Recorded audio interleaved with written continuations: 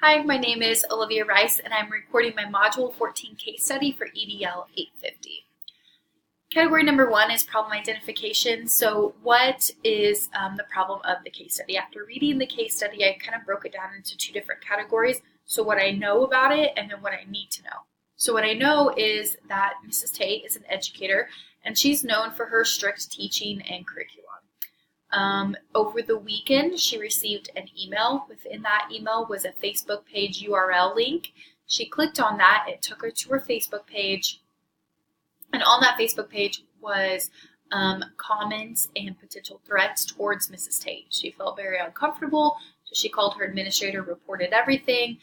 He requested that she forward the email to him so he could check the source for himself. After confirming it, he called her back, and very professionally, I believe he kind of set her at ease, telling her that yes, this would be taken care of in the morning.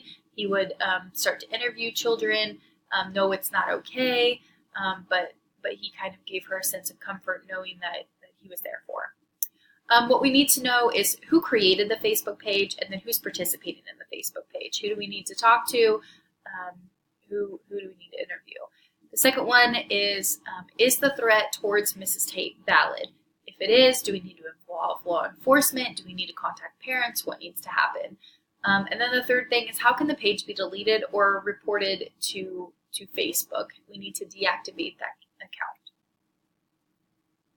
Category 2 is the plan of action. So I think the first thing, probably the most important thing, would be to document all evidence. So this would include phone calls, emails, conversations that are had about it, and then most importantly, the Facebook page itself. So taking screenshots of anything posted or liked or commented on, anything like that. Everything should be documented. I think it would save a lot of time in the future.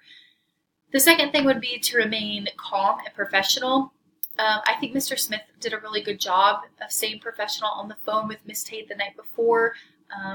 It was a Sunday evening. He was in the comfort of his own home. He got this phone call. He's probably a little bit blindsided, but being in the position that he was in, he stayed very professional.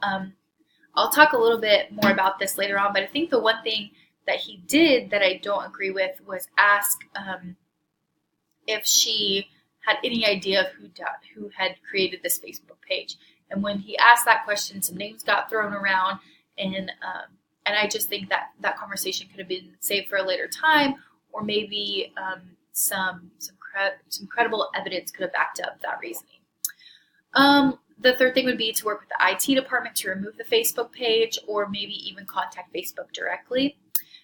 Interviewing and gathering information from any student that was involved or might know something is very important, and I think that should be the first step in identifying where to go with the Facebook page. The next thing would be to create a plan to set up times for talking with not only the students but also the parents and also Ms. Tate, maybe even at the same time. Maybe to not put the Facebook page on a spotlight, to not kind of talk about it and make Ms. Tate feel even worse, but maybe talk about what we could do in the future. What kind of resolution can we come up with so learning can still happen in the future? Category 3, this is kind of how to resolve the issue based off the success of all students. So I'm going to kind of reiterate and repeat myself a little bit here. But again, I think questioning all individuals that are involved is really important. I as an administrator, I think the more evidence, the more interviews, the more talking, communicating that happens, the better the outcome. The second thing, this kind of relates to the first thing, is to do not assume. I think that was one of the biggest problem that Mr. Smith said when he was on the phone with Miss Tate was, what student do you think could have done this?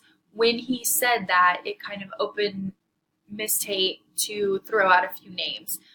And when that happened, those students kind of come to the forefront of your mind, and those are the students that you think and you want to interview and you want to talk to. But reality is, it would be a shame to assume a student did something this horrible and they were completely innocent. So I think we need to We need to investigate it a little bit more. We need to find some credible evidence, and then we can go from there. Then we can start interviewing students.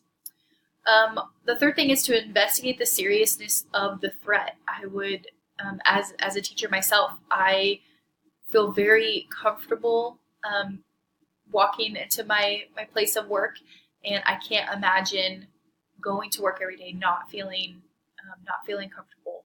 And so I think in order for Miss Tate to feel comfortable in her workplace would be for the school district to investigate this threat and to figure out if it was serious or if it wasn't serious, and if it was serious to involve law enforcement and kind of take that route. I said this before, I'm going to say it again. I think creating a plan for in the future with Miss Tate, the parents, the students, any administration,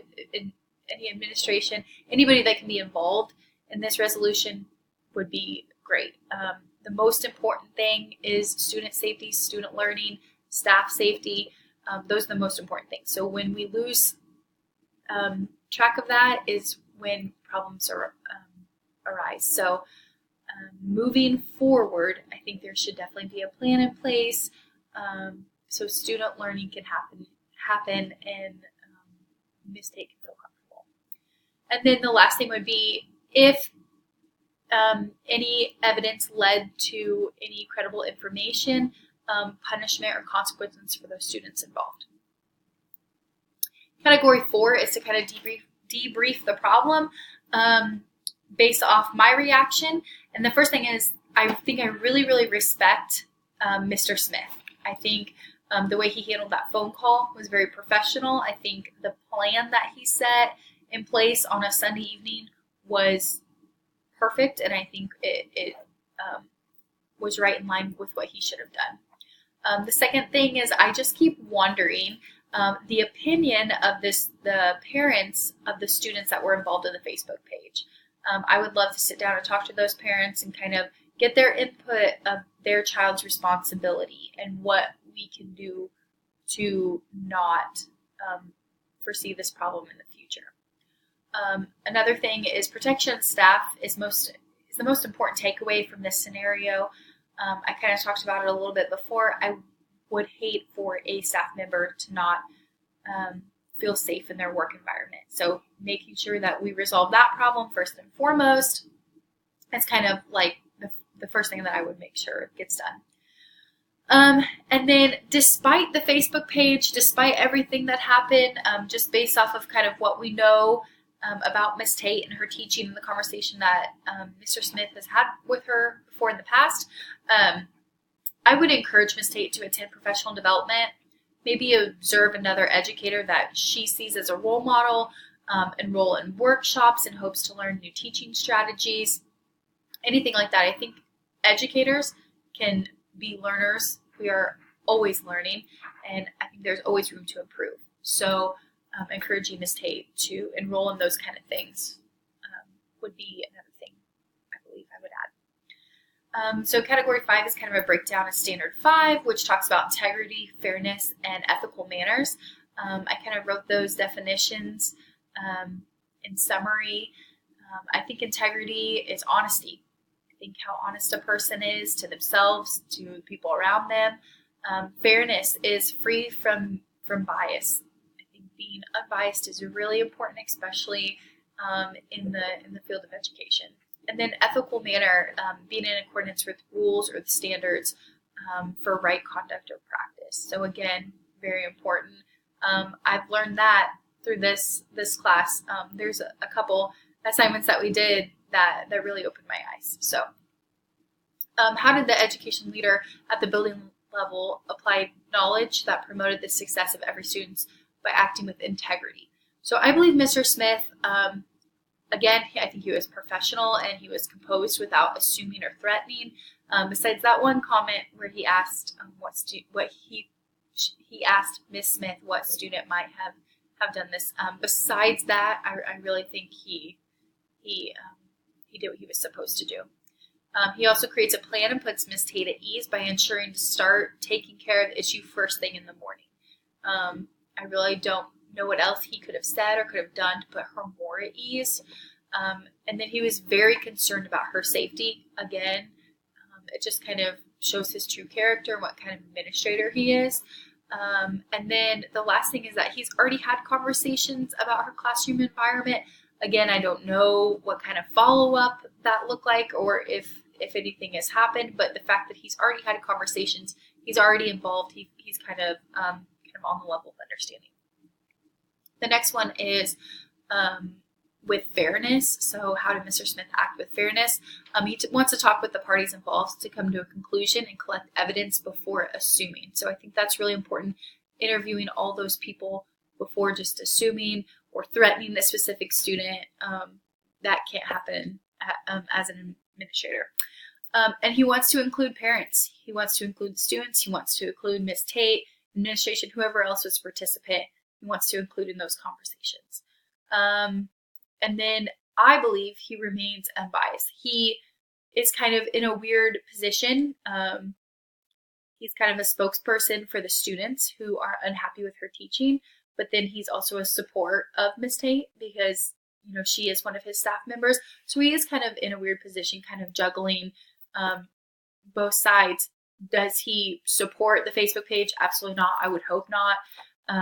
But again, he's kind of in one of those positions where he has to remain unbiased. He can't, he's got to collect his evidence before he makes any decision. And I think that's really important for administrators to keep on the forefront of their mind is whenever you deal with something, hear something, say something, whatever, the first thing any human being would do is react. As an administrator in that position you're in, you kind of have to take a second and instead of reacting, you kind of have to just remain very unbiased and professional. And sometimes that's hard for people to do, but that's also something I plan on working on. And then the last one is how did Mr. Smith act in an ethical manner? So again, he wants to collect all evidence, documentation, screenshots, emails, conversations, those kind of things. He wants to start interviews first thing in the morning.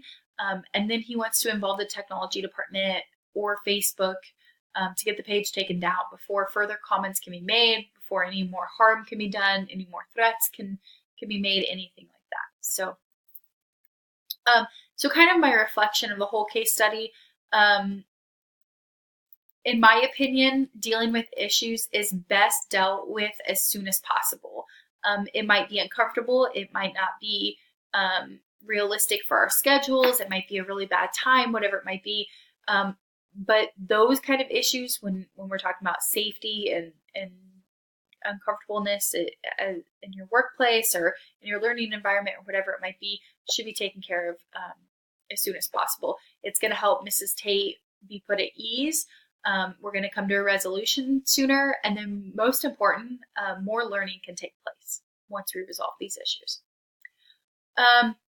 One other thing is I keep asking myself, what's best for the students and the teacher? Because, we know what's best for the teacher, we know what's best for the students, but what's best for both? And yes, during the case study, but also more importantly, in the future, what would be best for both? And my answer is always going to be communication and conversation. Those two things I really feel strongly about. When we are communicating with each other, when we are having conversations, we're on even ground. We are understanding where each other are coming from. We know what's going to happen. We're on the same page. In other words, I always tell my students this. Whenever they claim they don't know, whenever they, are complaining about a grade or whatever, I always say, what do we need to work on? And they know because they've been trained. Communication and conversation. Communication and conversation. I can't count how many times an issue has been resolved because we have communicated properly or we've had an appropriate conversation.